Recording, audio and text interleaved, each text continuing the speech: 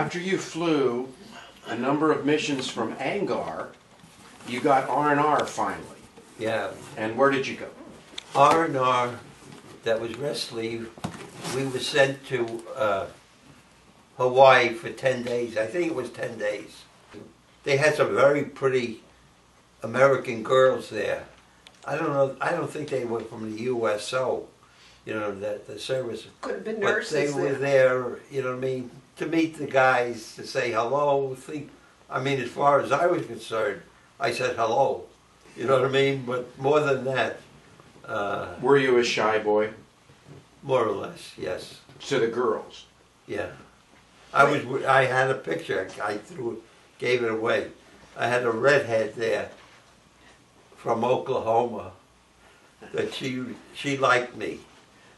I mean, you know, it's a service, you know what I mean? I mean, never did anything. You were a man in uniform. Yeah. And an officer. Yeah. And I was invited to stay at the home of the Matson line that owned all the steamships and the guys that owned the Dole factories, the pineapple factories. And I stayed in that home. And I slept in a bed that must have been about, it was a round bed.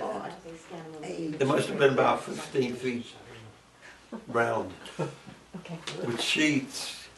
And they fed me. I guess they only entertained the officers. I never saw an enlisted men there, but I know I was entertained by and I saw the Arizona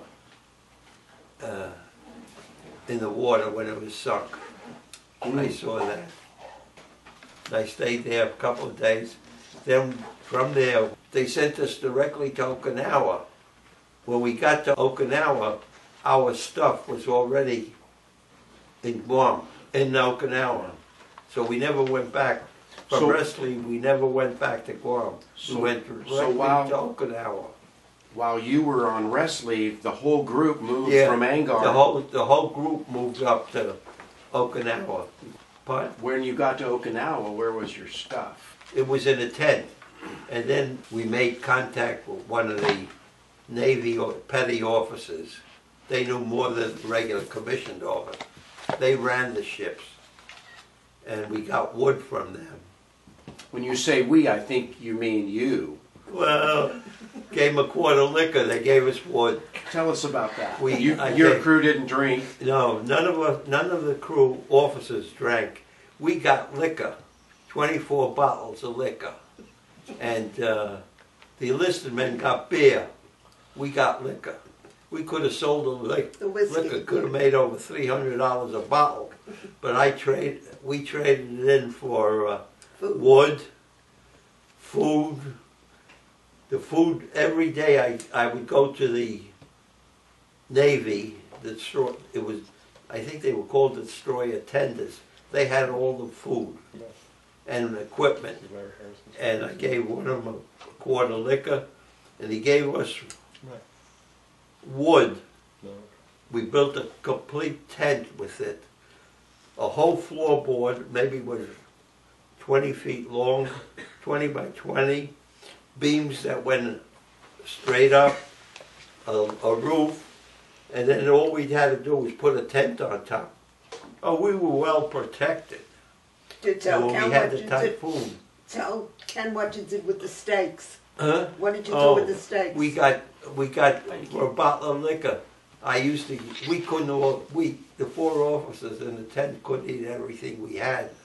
So every day I'd get a sheet of cake. It must have been about 4 by 6 feet long, put it in the Jeep, take it to the officers' mess hall, and they indulged in it. They had ice cream one day, they had cake another day, and well, the food that we had, I had a case of eggs, a lot of eggs, and I got cans of food, maybe 10 pounds of canned tuna fish, chicken, steaks. And in order to save, we didn't have any ice coolers. So in order to save make them cool. The guys built a hole in the ground where it was really cold and covered everything. That we didn't give to the mess hall. Just we kept that. We had a hot plate. And every time we plugged in the hot plate, we never ate in the mess hall.